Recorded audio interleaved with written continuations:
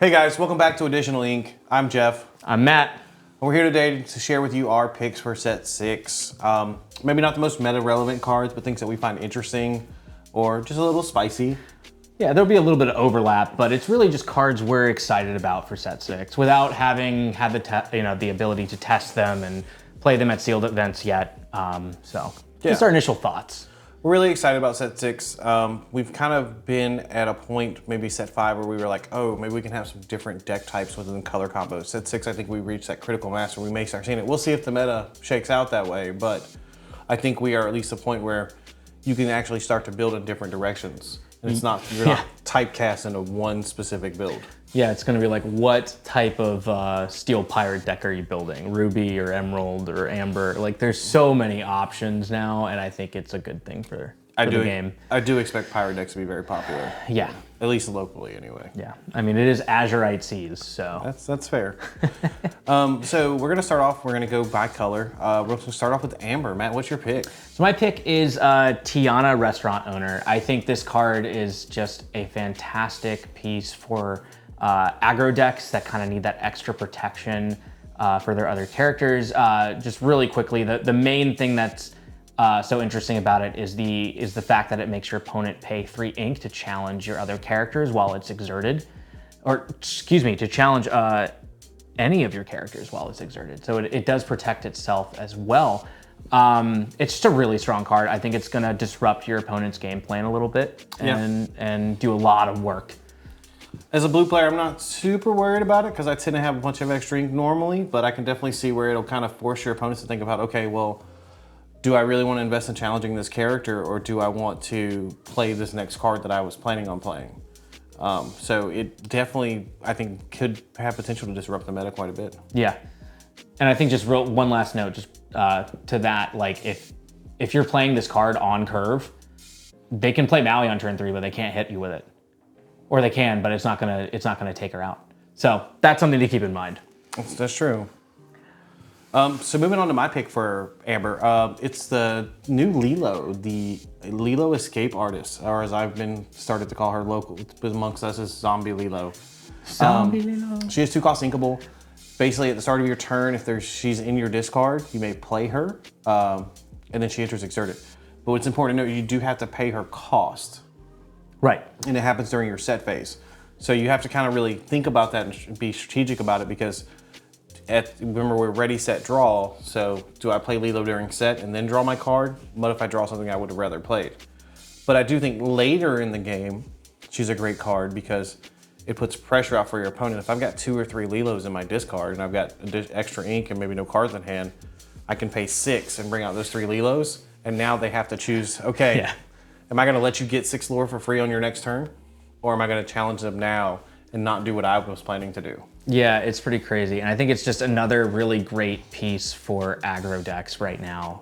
Just having something to do with that extra ink when you're low on cards, bringing this back from the discard, it's just really, really well done. And I think the thing that makes it fair is like the point you made, that you have to make the decision to pay the cost to bring it back before you would draw your card for turn. So yeah. I think it's very fair, but it's going to be a very interesting card. We'll see. I think in general, I think the gameplay is going to kind of speed up. It did happen in set 5. Control decks kind of lost a little bit of favor. Yeah. Red Blue is still out there, but the game's getting faster, and we're getting more and more tools for that. And so you got to kind of figure out how to survive that early game to get to whatever your mid game or late game plan is. Yeah, it's like we've all forgotten how to race to 20. That's it. Ooh, yes, this card. So we're on Amethyst now. Yep. And I'm gonna start with my pick. I chose Maleficent's Staff. It's a 2-cost item. Basically says whenever one of your opponent's characters, items, or locations are returned to their hand, you gain 1 lore. Really cool card. I think it's something green, purple players have been like just chomping at the bit for, like a nice little win con, something to make all that tempo play worth it. But it's also a pretty interesting answer to the Purple Barnyard package. Yeah. You're having to think now about, oh, well, you know, if they have a staff down, they're gaining as much lore as me if I bounce my goat. It's kind of huge. The bounce package has not, I won't say been impressive, but it's been very popular since set 2. You know, normal red-purple plays are play 1 drop, turn 2 bounce a snake, turn 3, they're going to, bounce a snake, play fox, challenge into whatever.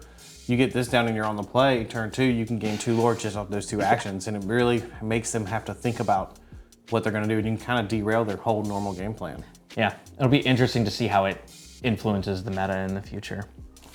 So I think it's also got a space in green-purple as well. Yeah, green-purple is going to eat this up.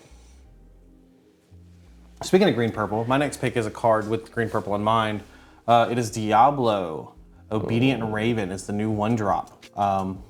It has the ability when it's banished, you may draw a card. I think for green-purple specifically, some of them are running Diablo, some aren't. This does give you more shift targets for Diablo. Yeah. I think that the green 1-drop Diablo is a strictly better card because it does allow you to get information and see your opponent's hand so you can plan out your turns. But this gives you some more consistency if you're looking to shift. Also, I think maybe Ruby Amethyst might play this as well. So they switched to playing a lot of the 2-drop Cuscos in response to discard and Steel Song when it was banished to throw a card as well. So it's just more of that effect out earlier. Yeah, and people are jokingly calling this guy Kuz Crow. Kuz Crow, I like Yeah, because he's just a light version of Cusco. But yeah, I think you'll see this replace Magic Broom potentially in the Ruby Amethyst deck. It's just being able to get the card draw when your opponent removes it is a lot stronger than having to banish your own thing to get that same effect. So yeah, all-star card, super good pick. Speaking of super good picks. Toxic. And slightly toxic picks. So my pick for Emerald is Gogo Tamago Darting Dynamo. She's a 2/2 evasive, quest for 1, for 2. Really, that's fine. That's good as is, But then she has this really cool ability called Stop Whining, Woman Up. And basically that says when you play this character, you can pay 2 additional ink. Nice. Yeah, see what I did there? To gain an amount of lore equal to the damage on chosen opposing character. So my dream scenario for this is I see your big heavy willpower thing, I sing Zeus, hit it for 5, play this for 4 and gain 5 lore late game. That's cool. I'm excited to sneak some games with that kind of play. Well, I don't condone that, but what would make that better is if you had muses on board. So then you play this, you gain lore, you sing your Zeus, you bounce her back to your hand, you play it again, gain lore again. See, that's even meaner than what I was talking about. I didn't say I condoned it. It just said it's possible. In Lorcana, all things are possible. Yeah. Well, I will say this is a card for all of you Green Steel Damage Matters players out there. This is going to be a good one you should definitely include. I think that's a deck that's kind of been on that verge. A lot of people have been testing it. I've had one that I've been kind of kicking around since set 2. So I'll be interested to try this card and see how it plays out. Yeah, very excited for it. So speaking of toxic, my pick is probably not going to be popular as well. But it is the new Floodborn Basil. He's the 6-drop Basil Disguise Detective. He has a shift 4. His ability is during your turn. Whenever you put a card into your inkwell, you may pay 1 to have your chosen opponent discard a card. I think that this card will see play in a new deck type, potentially. Yeah. Where I plan to try him out as blue-green, some Baja Blast. Because we always have extra ink in blue, right? We always have additional ink. In Sapphire. Oh, man. Love it. But it'll be very interesting to see kind of how that takes shape. We've got some shift targets in Sapphire as well. And also this is that new mechanic that we've seen this set where it's whenever you ink, something happens. Some of them are once per turn, some of them are whenever you ink. The 2 that I'm most excited for are this one, the Jim Hawkins and Steel, and the Oswald. Yeah. It'll be a very interesting play they open up. And they kind of honestly, because blue ramps, they kind of I think blue kind of, in my opinion, kind of won the set. Yeah, I also low-key think Sapphire got a lot of good toys this time around. This Basil is really cool. I definitely agree with you. I think he's going to be in a Emerald Sapphire package as opposed to an Emerald Steel package, because just having the ability to make that ink happen is huge for this card to pop off. Yeah, I'm kind of terrified of what the Basil deck is going to look like, but I will probably test it at some point. Yeah, we definitely will. Yeah. The other cool thing, this is one of the first enchantments that was unveiled as well. We got to see that kind of cartographer map style enchanted that they're doing this at. I'm excited to see what they like in person. I've heard good things. Yeah, they look really cool. Just, I love what they're doing, like making the enchanteds have theme to them. And just being able to look at them and go, oh, I know what set that's from. Like, that's super cool. Yeah. Not everybody may agree with that, but I like the character that they give to these cards. A lot of people have said they remind them of treasure maps, but you know what they really remind me of? The old Leonardo da Vinci, like drawings, like the Venturi Man and like his mechanical diagrams and all that. It very much reminds me of those. Especially Basil. Yeah, because he's kind of in that T. I think he's in a T-pose. I have to look at it. Something close to it, yeah. But he's pretty close. They could have just put Basil in the Vitruvio Man pose, and it would have been a good enchanted. Yeah, good pick. Oh, I love this card. All right, so we're moving on to Ruby. We're like halfway there. Look at that. Yeah. So my pick for Ruby is Thievery. It's a 1-cost action that just says chosen opponent loses 1 lore and you gain 1 lore. And I am so excited for this card because I feel like Ruby has been in this rut of just being a control color and no one has really valued like more aggressive Ruby decks, at least in my circles. So seeing a card like this gives us the ability to play stuff like the Thievery and like things that gain like spot lore. And I think there's even the Jasmine that quests and like reduces your opponent's lore and gains you a lore, Aladdin, Street Rat. I love all that themed stuff coming together, that type of burn coming in with all the Aladdin cards. So Thievery is just probably even though it's a common, it's my favorite pick for Ruby. I'm excited for what it implies for the color. Very cool art on this card as well. I think a lot of the Aladdin themed art this set was really cool. I forgot to mention it earlier when we were talking about Amethyst, the Magic Carpet card, the Quest for 3. That is honestly probably some of the best art in the set, in my opinion. Really pretty art. And it's another Caterpillar. Like, I love Caterpillar. I know he's not optimal, but he's still great. All right, so my pick for red, I'm not really a red player, but I was sitting here kind of trying to look at them objectively. And I know Ron would probably hurt me if I didn't pick this card. Ron's our resident location player. So I picked the Ruby card, 3-cost and inkable. The Islands I Pulled from the Sea. It is a song. It allows you to search your deck for a location, reveal it and put it into your hand and shuffle your deck. Anytime we're able to search through a deck, tutors the effect for Magic, but anytime we're able to search through a deck and find what we need to find, it's a very powerful effect. Yeah. The fact that we're getting more of these, I think is great. And for those location decks that have kind of been on the cusp of being really meta relevant, I think this might be a card that helps push it over the edge because it can become a lot more consistent now. Yeah, and the nice thing about it is you're able to run fewer uninkable locations and still make sure you hit them on curve. So is there a world where you play Jim Hawkins, play a location, then next turn have Jim Hawkins sing this, pull another location out of your deck, play that one, move Jim there? Yeah, you could do that. You could also sing this on turn 2 with Cinderella and Little Cindy and Ruby Amber, and guarantee you hit that Sugar Rush finish line on 3. I'm fine with that as long as she's not singing Let the Storm Rage On at me. I'm fine. Yeah, it's a little bit kinder to your opponent, I guess. But yeah, time will tell. But it looks like a cool card, and that one's for Ron for sure. Yeah. All right, so now we're on to the best color. I'm kidding, it's Sapphire. I'm not kidding, that's the best, it's my opinion, but it definitely, I think it made out the best in this set. But I've been playing Sapphire Steel since set 1 came out. It's kind of just my pet, and so I've really enjoyed it. So I'm always really hyped for the Steel and Sapphire reviews. But I'm gonna let Matt reveal this card, which I think is one of Sapphire was really hard to pick cards from, but I think this one's really good. I mean, we would be remiss not to pick Sail the Azurite Sea. It is such a good card. I'm gonna make another Magic comparison here. We're getting Explore. For all you Magic players out there, it says it's a 2-cost action, and it says this turn you may put an additional ink, or you may put an additional card from your hand into your inkwell face down. Draw a card. So you will draw the card before you ink again. You can ink at any point during your turn that you played this card. Yeah. What's important to note about this too is there's so many different cards in Sapphire that allow you to ink an additional card, but the wording is very, very important. So this one is an additional card, so it's an additional turn action, so it isn't a normal inking, so it has to be an inkable symbol. So much like Bell. Strange but special, right? Yeah, Bell Strange but special. Okay, cool. Tipo, Winnie the Pooh, Fishbone, they just say place a card in your inkwell, not an additional card. So those ones don't have to be inkable. They just come from your hand. You don't reveal them. So it's very, very minute differences in reading the cards that change how they play. Gotcha. That's a really good point to bring up, though, because I know that would confuse me. I actually really like the flavor text on here. It says, you need a good plan and better luck to make it across these treacherous waters. I think you could sum up Lorcana. You need a good plan and better luck to get to 20.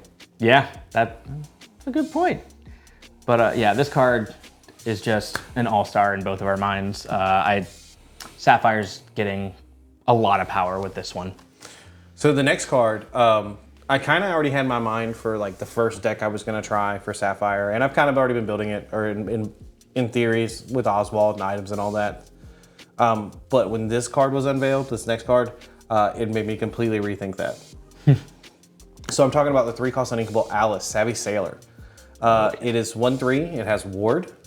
And then whenever she quests, you gain another chosen character ward and +1 lore till the start of your next turn. So first off, ward is incredibly powerful.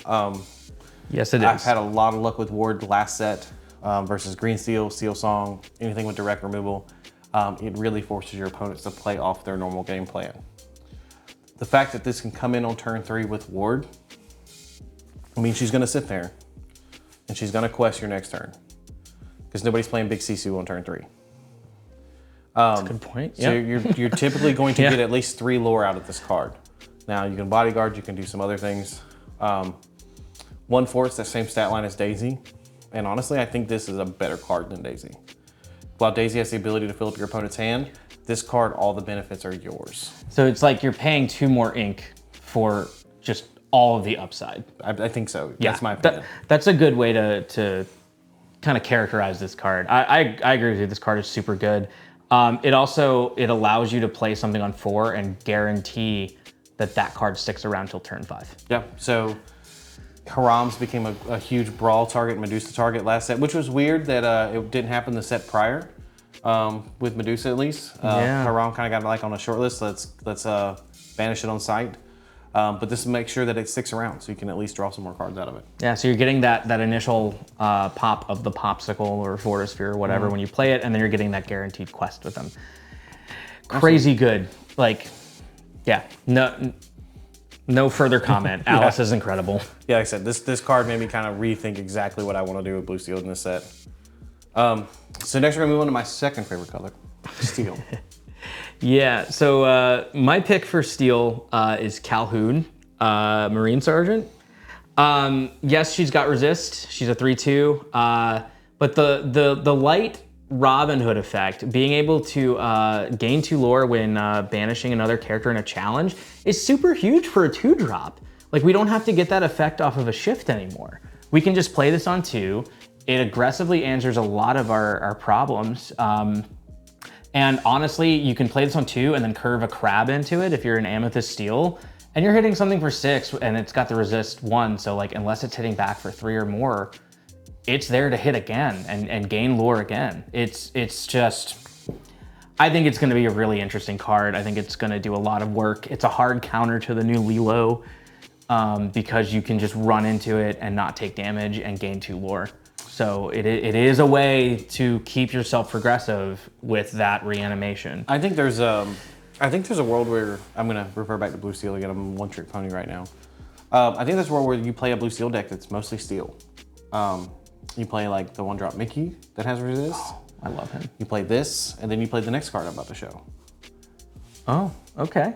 Which is Mr. Arrow. Oh yeah, he's good too. 2-drop, inkable, Legacy's First Mate. He's a 1/2, quest for 2. He also has resist 1. That resist 1 on something with 2 willpower is incredibly strong. I kind of abused it last set with Noi and a few other cards. Yeah, you did. But it kills a lot of early game plans. Cinderella on turn 2 singing Let the Storm Rage On. Sure, we can ping it for 1, but it's not gone. So it really helps open up those game plans where you're not just, okay, well, they've got all this stuff and I can't play anything until I have bigger bodies because they can remove it. This really allows you to stay in the game early. Yeah, and it's a nice 2 lore quester in steel for 2. Also, very cool art. Yeah, and it doesn't hurt itself every turn. It's worth considering. I'm not saying it replaces Smee, but if you're just trying to be aggressive with racing and gaining lore, it could, because it is going to stick around like it could be an alternative. Yeah. Now, I do have an honorable mention for steel. I want to talk about Jim Hawkins, Stubborn Cavern Boy. It's 2 cost equal as well, so that 2-drop slot for your steel is kind of getting, for my opinion, it's very contested, right? So we got to figure out what we guys actually want to play. That's a good thing. So he also has one of those Inking Matters abilities. So during your turn, when you place a card in your inkwell, this character gains Challenger 2. So on like Blue Steel, for example, it's very common for us to ink twice in a turn. Sometimes 3. But if I ink twice in a turn, that means he now has Challenger 4. So on turn 3, when he's dry, he can challenge into a Daisy or something else, right? And get rid of it. But the other cool thing is, there's a new Floodborn that shifts 3. So you can actually, down the road, you can play him, you can ink twice, give him Challenger 4, and then you can play Jim Hawkins' Rigging Specialist. He shifts 3, and he's, whenever you play this character, you deal 1 damage to a chosen character, but he's a 5/5. So you shift that, and because your shift targets maintain their status effects, you still have that Challenger +4 to the end of the turn. So now you have a 9/5 that you can swing into whatever. Right, because the gem that you're shifting on says every time you ink, it gains Challenger 2. Yep. Correct? So that's, yeah, so that would be the reason why it sticks. Anything that gains an effect, so like if you shift onto a card that has gained an effect, it still has that effect it's gained until end of turn. The things that it loses when you shift are things that the card has, which are things that are exclusively printed on the card, like keywords, things like that. So yeah, that's crazy. A 9 or a 5/5 gem that hits for 9 and pings something for 1. Yeah, that seems really good. We're taking out Mufasas, we're taking out libraries, we're taking out castles. Kind of just whatever you want. I don't like, except for what, Goofy Knight for a day? Is that the only? You can ping him for 1 damage when you play it, and then swing in a Goofy. So yeah, you can take down something with 10 willpower with that little combo he just said. All right, that was a good mention. That was a good honorable mention. Are there any other cards we need to talk about today? Or? No, I think we'll save it for the next video. Okay. So once again, guys, thanks for joining us today.